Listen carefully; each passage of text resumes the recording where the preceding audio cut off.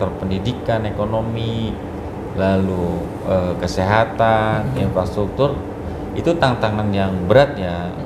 Tapi itu bisa semua ketika ada kekompakan di semua OPD agar tidak mengandalkan PAD. Dia harus bisa komunikasi langsung dengan pusat. Bagaimana nih agar terdorong nih program-programnya. Jadi tidak hanya duduk diam, bukan berarti tidak bekerja ya. Maksudnya kejar bola gitu. Jadi hanya beberapa yang mana itu program-program dari pusat belum maksimal keambil. Untuk Kota Serang ke depan agar mereka mempunyai visi dan misi, bukan hanya kepala daerah tapi OPD, kepala OPD juga harus punya visi dan misi dong. Ketika dia duduk ini harus apa yang dia konsep, apa yang dia progreskan, apa yang dia kejar targetnya. Nah itu harus jelas. Gitu loh. Sehingga capaiannya nyata begitu. Tercapai, nyata, dan outputnya terasa oleh masyarakat Kota Serang.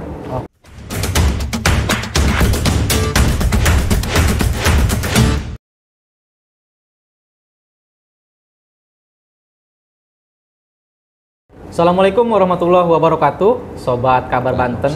Tepat pada tanggal 10 Agustus 2023 merupakan hari jadi Kota Serang yang ke-16. Nah, bagaimana rangkaian dan keramaian persiapan Hari HUT jadi Kota Serang? Kita akan berbincang langsung dengan Ketua DPRD Kota Serang, Bapak Haji Budi Rustandi. Assalamualaikum warahmatullahi wabarakatuh. Waalaikumsalam. Gimana kabarnya Pak Ketua, sehat? Alhamdulillah baik, sehat. Sehat ya. Alhamdulillah. Iya, Pak Ketua, biasanya pemerintah Kota Serang itu dari tahun ke tahun selalu mengadakan rangkaian kegiatan HUT Kota Serang itu ramai begitu ya. Lantas di tahun ini apa yang akan dilakukan oleh DPRD Kota Serang? Ya, tentunya menyambut HUT Kota Serang ini kita seperti biasa ada paripurna istimewa namanya ya. Nah, itu kita sudah melakukan persiapan dari seragam anggota DPRD, baik istri, lalu mengundang para tokoh untuk memberikan sambutan bagaimana berdirinya Kota Serang waktu zaman dahulu. Jadi seperti biasanya tokoh juga dihadirkan ya? Dihadirkan semua tokoh pendiri atau tokoh pendiri? Tokoh pendiri ya? Termasuk tokoh-tokoh yang bukan pendiri kita undang semua. Ada perbedaan nggak Pak Ketua antara rangkaian HUT tahun kemarin dengan tahun ini? Ya tentunya yang menjadi perbedaan hanya kita akan lebih meriah dari tahun yang kemarin insya Allah, dan ada beberapa di saat perbedaan ini, yaitu adalah sebentar lagi ada pemberhentian dari wali kota yang habis masa jabatannya. Oh, Pak Wali Kota Serang, tepat pada pada bulan Agustus ini? Enggak, dia di Desember, awal Desember. Jadi tahun ini Pak Wali Kota akan selesai jabatannya sebagai wali kota dengan baik. Insya Allah mungkin ada perbedaannya di Kota Serang ini, hanya beberapa saja sih, nggak prinsipal ya. Intinya di HUT Kota Serang ini insya Allah akan lebih meriah dari tahun yang kemarin. Ada rangkaian kegiatan di luar gedung Pak Ketua? Nggak ada, kalau di DPRD kita nggak dalam ada, ya? Gedung ada paripurna istimewa dan lain-lain. Kalau tradisi sejarah segala macam itu kan kegiatan bersama ya? Itu kegiatan bersama. Kegiatan bersama. Ya. Pak Ketua, 16 tahun sudah kan Kota Serang ini berdiri ya, artinya sudah kurang lebih 16 tahun sudah pemerintahannya berjalan begitu. Lantas menurut Pak Ketua ini, Pak Budi, bagaimana perkembangan Kota Serang? Ya, yang pertama adalah saya sebagai bicara ketua DPRD apa pribadi nih? Sebagai ketua DPRD tentunya. Oke, sebagai ketua DPRD yang pertama adalah tentunya banyak masih kekurangan di Kota Serang ini. Itu kekurangan itu memang terkait anggaran yang memang banyak infrastruktur, pendidikan dan lain-lain belum tercover. Nah, saya memberikan saran kepada pemerintah Kota Serang khususnya eksekutif, yaitu mereka harus ada target terkait bagaimana peningkatan PAD, peningkatan terkait investasi, karena tentunya kita semua tahu nih bahwa pemerintah sebelah kayak Tangsel, Kota Tangerang dan lain-lain itu besarnya karena investasi. Dari investasi. Ya, saya minta kepada pemerintah Kota Serang bisa memberikan pelayanan yang baik, memberi kenyamanan kepada investor agar mereka mau berlomba-lomba berinvestasi di Kota Serang dengan apa yang kita sudah tawarkan, agar masyarakat juga bisa merasakan, bisa bekerja dan lain-lain. Karena kita harus pikirkan juga terkait masyarakat yang memang tahun ini yang lulus ini belum tentu bekerja, bagaimana dengan tahun-tahun yang lalu. Karena kuncinya adalah kesejahteraan masyarakat itu ekonomi. Nah, kalau ekonomi dia sejahtera, insya Allah PAD juga akan naik. Itu indikatornya ya? Ya, indikatornya salah satu itu. Karena akan kembali lagi kalau dirinci baik lagi kepada ekonomi. Dalam rilis Dinas Perizinan Provinsi Banten, Kota Serang juga termasuk salah satu daerah yang nilai investasinya masih kecil, Pak Dewan. Nah, ini tentunya mungkin Pak Dewan tahulah apa kebijakan sesungguhnya yang perlu diterapkan oleh Pemkot Serang. Kebijakannya yang tadi saya bilang, kebijakan mempermudah itu hanya jangan di mulut gitu loh. Artinya itu laksanakan sesuai dengan ini, beri pelayanan yang mudah. Agar apa? Ketika birokrasi yang mempersulit, nah dia bisa itu melakukan dengan cepat dan sesuai dengan aturan, agar tidak betul dengan aturan, tapi outputnya jelas. Para investor ini punya kenyamanan, pelayanan yang baik, nah dia merasa intinya enjoy lah di Kota Serang. Lalu harus bisa merubah konsep agar pendapatan ini bisa terus naik dan bisa mengejar target. Kalau sudah naik, kesejahteraan masyarakat juga naik begitu Pak Ketua? Ya naik, tentunya naik itu berdasarkan investasi, tidak mengandalkan hanya pajak bumi dan bangunan, tetapi pajak investasi dan lain-lain. Otomatis kalau kita banyak investasi, PAD naik. Lalu dengan PAD-nya naik ini pasti sumbernya dari mana? Ada investasi. Nah, dengan adanya investasi pasti ada yang bekerjanya.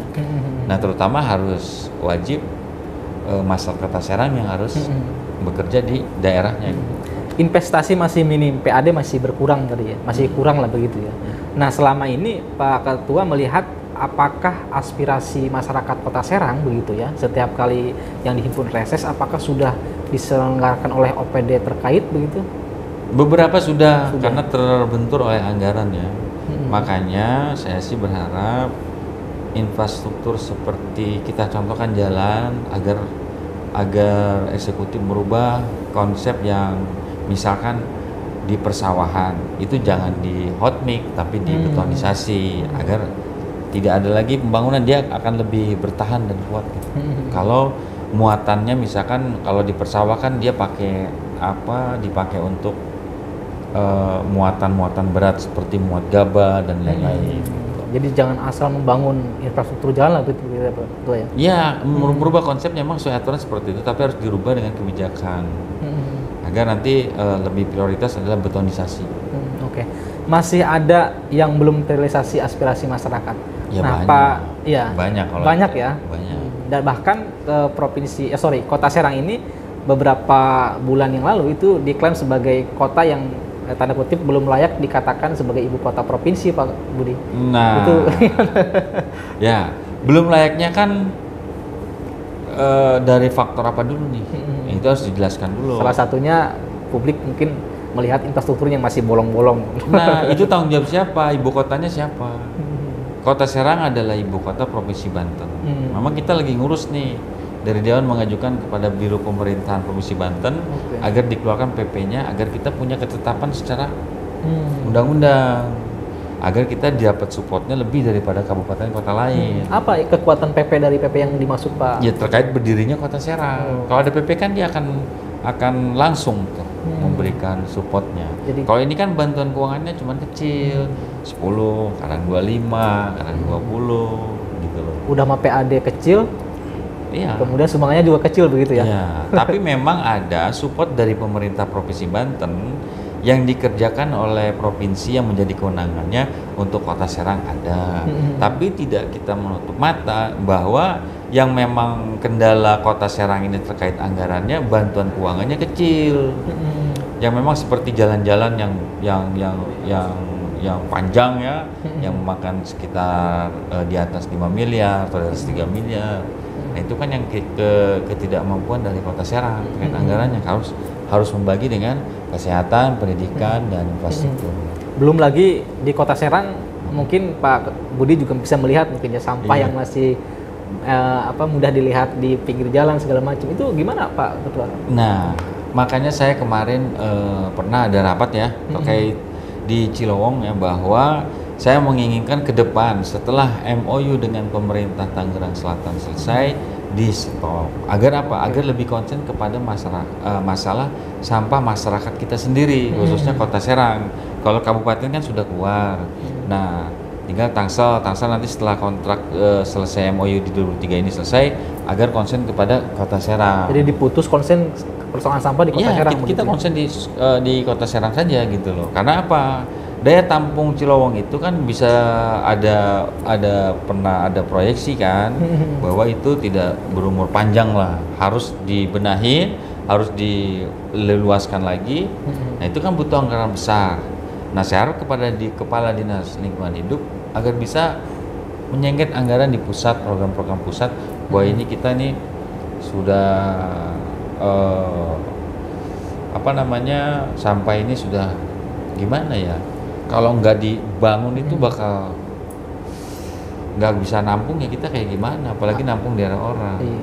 Terlebih Kota Serang kan sebagai kota provinsi ya.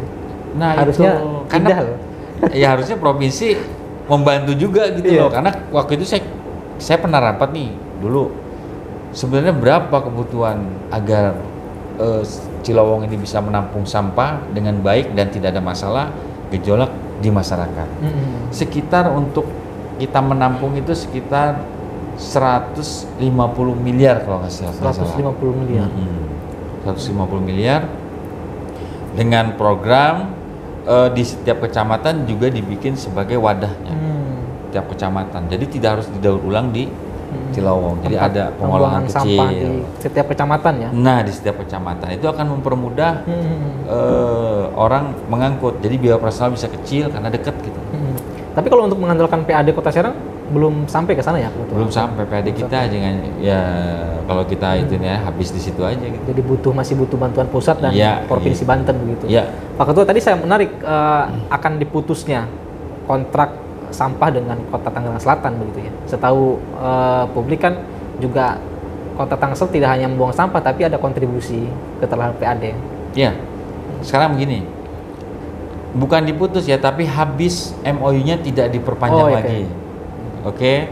Lalu yang kedua adalah retribusi itu bagian daripada agar masyarakat juga kearifan lokalnya terpenuhi ya, termasuk sosialnya. Nah mereka ada CSR-nya dan lain-lain. Nah itu kan bagian daripada agar MOU ini dengan persyaratan A, B, C, ya itu bagian daripada satu. Jadi tidak hanya bicara konteks pendapatan yang diberikan. Nah bukan hanya PAD tapi masyarakat sekitarnya juga merasakan. Kalau PAD-nya ada tapi dampaknya lebih daripada ada gitu. Iya. Nah makanya itu yang harus kita menjadi permasalahan bersama, bahwa sampah ini kan harus dipikirkan bersama dan menjadi tanggung jawab bersama dengan masyarakat, agar masyarakat juga tidak membuang sampah sembarangan, agar itu teratur membuangnya, nanti difasilitasi tempat sampah di daerah masing-masing, per RT itu lebih bagus, agar lebih terkoordinir, agar pengambil sampah juga dia akan lebih mudah.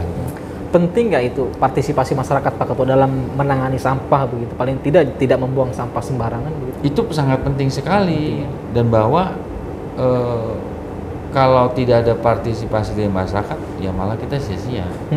Karena kita harus ada support ini, anggaran, lalu support dari masyarakat dan partisipasinya juga, agar itu semua terlihat rapi dan bersih. Dan Kota Serang menjadi indah sebagai kota Provinsi Banten gitu. Nah begitu. Ya. Budi, selain sampah nih, Kota Serang juga dikenal dengan karena wilayah kota ya, banyak kemudian pedagang dan disebut sebagai pedagang kaki lima. Ini seharusnya penataan yang dilakukan oleh Pemkot Serang seperti apa nih Pak Ketua? Yang pertama kan saya dulu sudah melakukan sidak ya, yang pasar lama dan lain-lain.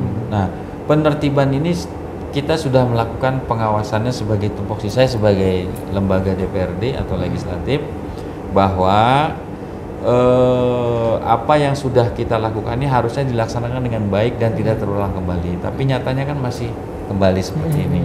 Jadi kembali lagi kepada eksekutif, khususnya kepada kepala daerah, untuk memberikan sanksi tegas kepada petugasnya yang memang kita sudah sidak, masa setelah lama nongol lagi, tapi ada pembiaran di situ.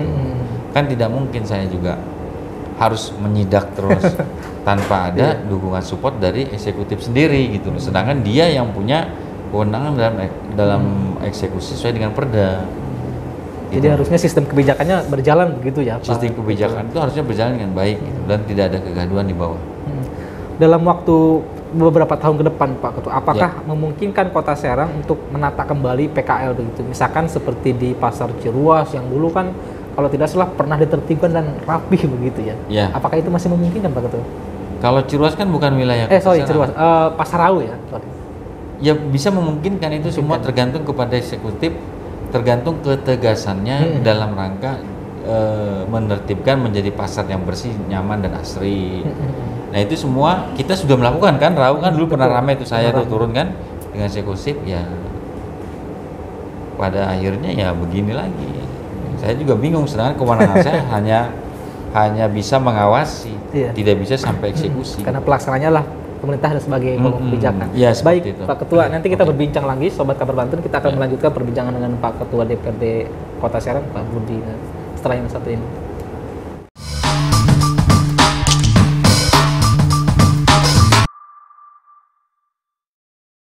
Sobat Kabar Banten, kita kembali melanjutkan perbincangannya dengan Ketua DPRD Kota Serang, Bapak Budi Rustandi. Pak Budi, tadi kita sudah bicara soal sampah, kemudian PKL, dan juga yang tidak kalah penting infrastruktur jalan ya. Karena Kota Serang kan identik dengan jalan yang mulus sehingga membuat nyaman para pengguna begitu. Tapi beberapa bulan yang lalu kita sempat ada yang mengklaim bahwa Kota Serang belum layak menjadi Kota Serang. Salah satu indikatornya adalah jalan yang masih ada bolong-bolong. Gimana Pak Ketua? Oke, yang pertama adalah ketika ada aduan, kan saya selalu turun ke bawah ya. Dipasang jadi kolam mancing, lalu ada pasang pohon pisang, ya kan? Makanya saya turun ke bawah. Nah ini dalam rangka di 2023 ini sudah beberapa persen tuh yang sudah dilaksanakan. Agar apa?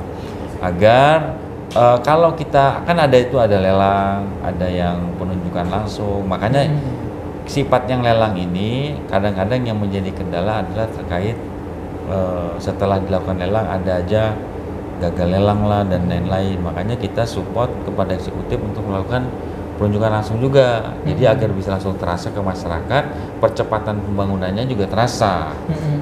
Ya kan? Nah, itu adalah salah satu kita ketika rapat kerja dengan pekerjaan umum PU khususnya. Nah, kita dorong mereka untuk begitu, termasuk penanganan banjir atau daerah-daerah yang mana ada drainase atau saluran-saluran di kampung-kampung itu yang nggak ada, didorong agar apa, mengurangi banjir. Ini sudah dilaksanakan. Gitu. Dan insya Allah 2024 juga kita genjot itu untuk arahnya ke sana. Gitu. Jadi tidak mengandalkan yang lelang. Gitu. Pak Wali Kota kemarin menyampaikan bahwa progres infrastruktur jalan itu tinggal sedikit lagi jalan di Kota Serang itu bisa diselesaikan. Itu memungkinkan di 2024 Pak Ketua? 2024 mungkin bisa jadi gitu loh, tergantung percepatannya. Makanya kan kita waktu itu genjot di 2022 kan, agar apa, tidak fokus kepada lelang, dilakukan penunjukan langsung juga yang memang sesuai dengan aturan. Agar apa? Agar segera masyarakat menikmati, agar dia tidak terasa terganggu terkait jalan, hingga akhirnya tidak ada lagi orang demo lalu nanam pohon pisang lalu jalan itu dipakai untuk mancing. Kan tidak indah dilihatnya. Bukan tidak indah lagi. Ya Pak Ketua, di samping banyak masih PR di tahun 2023 ini ya, apa kira-kira tantangan pemerintah Kota Serang untuk tahun ke depannya? Tantangannya adalah bagaimana kita dari bukan hanya di satu sektor ya, tapi sektor pendidikan, ekonomi, lalu kesehatan, infrastruktur, itu tantangan yang berat ya. Tapi itu bisa semua ketika ada kekompakan di semua OPD agar tidak mengandalkan PAD. Dia harus bisa komunikasi langsung dengan pusat. Bagaimana nih agar terdorong nih program-programnya. Jadi tidak hanya duduk diam. Bukan berarti tidak bekerja ya. Maksudnya kejar bola gitu. Jadi hanya beberapa yang mana itu program-program dari pusat belum maksimal keambil. Ke Kota Serang. Iya. Belum maksimal diserap atau memang belum maksimal keambil. Oke. Kan ada bisa dana bantuan khusus yang mana itu untuk misalkan infrastruktur jalan, nah itu digenjot. Ini kan sementara kita daknya kecil. Masih belum keambil, artinya ada program tapi belum bisa keambil oleh Pemkot Serang. Sebenarnya harus kreatif itu eksekutif apa legislatif? Eksekutifnya. Termasuk kepala daerahnya. Agar bisa kejar bola dalam rangka apa? Untuk memenuhi semua target RPJMD beliau. Ya kalau hanya cuma mengalirkan APBD ya kayak gini gitu. Dan ini hanya saya sebagai pengawas daripada eksekutif agar bisa bersinergis ke depan ketika diberikan masukan jalanin. Baik Pak Ketua, di momentum HUT Kota Serang ini yang ke-16, apa ajakan Pak Ketua terhadap eksekutif dan juga masyarakat secara umum di Kota Serang? Oke, yang pertama adalah untuk eksekutif, mari kita bersama-sama membangun sinergi untuk Kota Serang ke depan agar bisa lebih baik dalam rangka apa? Peningkatan infrastruktur, terutama adalah pelayanan publik, pelayanan terkait pendidikan, kesehatan, dan lain-lain. Itu untuk eksekutif. Apapun itu caranya, yang penting tidak terbentur dengan aturan dengan pusat. Semangat juang untuk Kota Serang ke depan agar mereka mempunyai visi dan misi, bukan hanya kepala daerah tapi OPD, kepala OPD juga harus punya visi dan misi dong. Ketika dia duduk ini harus apa yang dia konsep, apa yang dia progreskan, apa yang dia kejar targetnya. Nah itu harus jelas. Gitu loh. Sehingga capaiannya nyata begitu. Tercapai, nyata, dan outputnya terasa oleh masyarakat Kota Serang. Lalu yang kedua untuk masyarakat Kota Serang, kita sebagai Kota Serang bangga kepada Kota Serang yang berdiri sudah 16 tahun ini. Mari masyarakat Kota Serang khususnya kita sama-sama berbenah, membantu pemerintah, dan pemerintah juga akan merasa sangat terbantu oleh masyarakat ketika ada permasalahan sampah. Jadi sampah ini bukan hanya menjadi tanggung jawab pemerintah tapi bersama dengan masyarakat Kota Serang. Untuk masyarakat Kota Serang khususnya, mari kita sama-sama membangun Kota Serang ini menjadi Kota Serang yang maju dan madani. Amin. Terima kasih Pak Ketua atas perbincangannya hari ini.